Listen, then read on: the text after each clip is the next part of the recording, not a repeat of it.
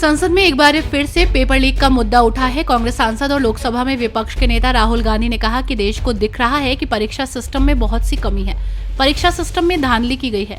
शिक्षा मंत्री धर्मेंद्र प्रधान ने सबकी कमी गिना दी, लेकिन अपनी नहीं गिनाई। राहुल ने कहा कि मेरा शिक्षा मंत्री से सवाल है कि आप इस मुद्दे को हल करने के लिए क्या कर रहे हैं। लोकसभा में नेता प्रतिपक्ष राहुल ने कहा कि पेपर लीक को लेकर सिर्फ नीट के संबंध में ही बात नहीं हो रही है, बल्कि ये सारी परीक्षाओं की बात है। ये एक गंभीर विषय है। शिक्षा मंत्री सबको दोषी मान रहे हैं, लेकिन खुद को नहीं। उन्होंने इस समस्या को सुलझाने के लिए क्या किया है? राहुल के इस बयान पर शिक्षा मंत्री भड़क गए और उन्होंने कहा कि कांग्रेस सांसद ने पूरे एग्जामिनेशन सिस्टम को फालतू करार किया है। इससे दुर्भाग्यपूर्ण बयान नहीं हो सकता। दरअसल संसद में नीट पेपर लीक को लेकर चर्चा हो रही है। इस दौरान कन्नौज से सांसद और समाजवादी पार्टी के मुखिया अखिलेश यादव ने कहा कि ये सरकार पेपर लीक का रिकॉर्ड बनाने वाली है। अगर धर्मेंद्र प्रधान शिक्षा मंत्री रहते तो छात्रों को न्याय नहीं मिलने वाला। इस पर शिक्षा मंत्री ने जवाब देते हुए कहा कि नीट पर सुप्रीम कोर्ट में सुनवाई चल रही है। मैं इस मुद्दे पर राजनीति नहीं करना चाहता हूं। अखिलेश के यूपी के सीएम रहते कितने पेपर लीक हुए, इसकी भी सभी को जानकारी है। पेपर लीक पर गरमाए माहौल के बीच राहुल गांधी ने इस मुद्दे पर बोलने की इच्छा जाहिर की और लोकसभा स्पीकर ओम बिरला ने उन्हें इसकी इजाजत दी। राहुल खड़े हुए और उन्होंने कहा, हमारे एग्जामिनेशन सिस्टम में बड़ी गड़बड़ी है। ये बात सारा देश जानता है। ये सिर्फ नीट की बात नहीं है, बल्कि सभी एग्जाम में ऐसा है। शिक्षा मंत्री ने खुद को छोड़कर सभी की कमियां गिनाई हैं। मुझे लगता है कि शिक्षा मंत्री ये चीज नहीं समझ पा रहे हैं यहाँ पर मूल रूप से चल क्या रहा है। Speaker sir, it's obvious to the whole country. It's obvious to the whole country that there is a very serious problem in our examination system. This is not just a question of NEET, it is in all the major examinations. Now, the minister has blamed everybody except himself, right? I don't even think he understands the fundamentals of what is going on here. आप प्रश्न क्या है आपका?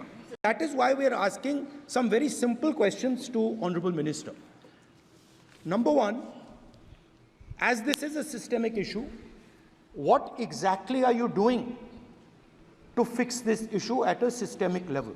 Yes. That's the Okay. first question.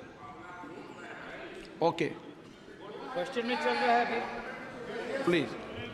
अब मैं मंत्री जी, मैं एक बार बोल दूं इस बात पे। चलो मंत्री जी, आप शॉर्ट में जवाब दो, फिर मैं बोल ही देता हूं। आज आप शॉर्ट में जवाब देना प्लीज। अध्यक्ष महोदय, मेरे जो शिक्षा है, मेरे जो संस्कार है, मेरे जो सामाजिक जीवन है, मेरे को मेरे राज्य की, मेरे सूबे की जनता की स्वीकृति मिली है। मैं किसी की, मेरे बौद्धिक और मेरे संस्कार की सर्टिफिकेट मेरे को सारी सदन में किसी से नहीं चाहिए। देश की प्रजातंत्र में चुन के मेरे नेता प्रधानमंत्री मोदी जी को प्रधानमंत्री की भूमिका दिया है। मैं उनकी निर्णय से यहाँ उत्तर दे रहा हूँ सदन को।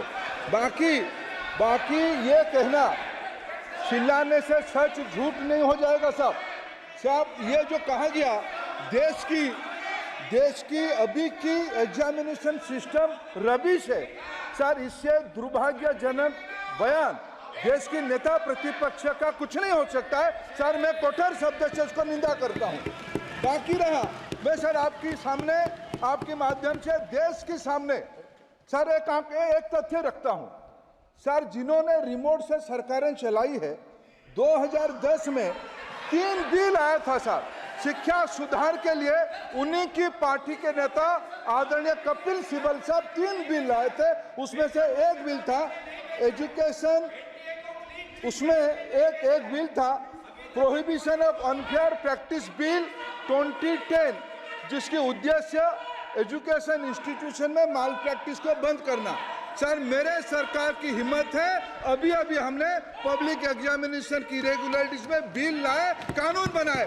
क्या मजबूरी था कांग्रेस पार्टी की, क्या मजबूरी था नेता प्रतिपक्ष की? उन्होंने उस बिल को उल्टा किया, किसके दबाव में उल्टा किया? क्या निजी मेडिकल कॉलेज की दबाव में, उनकी घूसखोरी की दबाव में उन्होंने उस बिल को उल्टा किया था? सच सुनने की सामने नहीं है।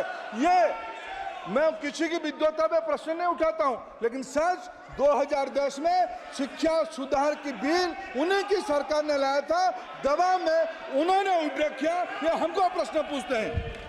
Member has raised a question regarding question paper leak in last 7 years 70 times. Sir, with full responsibility, I would like to submit in front of House, through you, sir, there is no evidence of paper leak in last 7 years, in any numbers.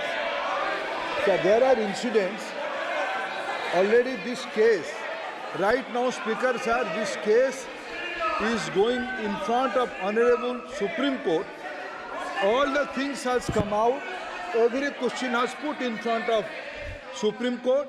Honorable CJI is personally presiding over that bench, and with full responsibility I can say, in last, after NTA, more than 240 examination has been conducted, more than 5 crore students has been applied, and more than 4.5 crore students successfully participated in the examination. These are the all fact and records. Supplementary. Sir, in light of the severe breach in the examination process and the significant impact of over 24 lakh students, does the minister accept the responsibility for these failures? Given the gravity of the situation, the uphold accountability and integrity of the office, will the minister consider resigning? Speaker, sir, I am here on the mercy of my leader, Prime Minister, sir. So, whenever accountability comes, my government is collectively answerable to that. Sir, regarding anomalies and some information of malpractices, yes, Speaker, sir, in the out of 4,700 centers, only due to proactive approach of Bihar police, only in one place in Patna and surroundings points, there is an incident of anomaly. Central Bureau of Investigation is getting into the details. Some action has been taken. Nothing is when hiding nothing. Everything is on record. Only singularly one incident is there. That is in around of Patna, and Bihar police and CBI are proactively taking action on that. Akhilesh Yadav ji, 1 minute में सबका जवाब दूंगा आज. चलो बैठो. अध्यक्ष महोदय, मैं आपका धन्यवाद देना चाहता हूं. देश के बहुत महत्वपूर्ण सवाल पर आपने मुझे पूछने का समय दिया है. अध्यक्ष महोदय, ये सरकार किसी और का रिकॉर्ड बनाए न बनाए, लेकिन पेपर लीक का रिकॉर्ड जरूर ये सरकार बनाएगी.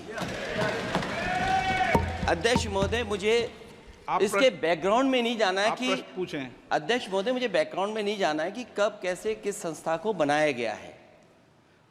पूरे देश के छात्र इस पे आंदोलित थे. लगातार अखबार और सीबीआई की जांच के बाद चीज़ें सामने आ रही हैं, लोग पकड़े जा रहे हैं, जेल भेजे जा रहे हैं. मैं अध्यक्ष महोदय आपके माध्यम से पूछना चाहता हूं मंत्री जी से, क्या सेंटर वाइज जिन बच्चों को सबसे ज़्यादा नंबर मिले हैं, क्या उसकी सूची जारी करेंगे? 30,000 सीटें जहां हैं, कई सेंटर अध्यक्ष महोदय ऐसे हैं जहां 2,000-2,500 बच्चे पास हो गए हैं. सरकारी सीटें 30,000 हैं. कई सेंटर में 2000 से ज़्यादा पास हो गए. कई प्रदेश के ऐसी जगह है जहां पर कुछ सेंटर से 600 से 650 से ज़्यादा सबसे ज़्यादा नंबर हैं. और अगर वो संस्था इतनी क्रेडिबल थी, तो अध्यक्ष महोदय जिन सेंटर्स पे ये परीक्षा हुई, उन सेंटर्स का इंफ्रास्ट्रक्चर क्या था? क्या मंत्री जी ने जानकारी की थी इस बात की? अध्यक्ष महोदय, मेरे आपके माध्यम से एक ही निवेदन है कि बिना ये मंत्री जी रहेंगे तो न्याय नहीं मिलेगा बच्चों को. अध्यक्ष महोदय, हर न्यूज अपडेट के लिए डिस्क्रिप्शन बॉक्स में दिए हुए लिंक से ज्वाइन करें रॉयल बुलेटिन का व्हाट्सएप ग्रुप और पाएं हर खबर सबसे पहले अपने व्हाट्सएप पर. अपने आसपास की खबरों के लिए सब्सक्राइब करें रॉयल बुलेटिन और इस वीडियो पर कमेंट के जरिए अपनी राय देना ना भूलें.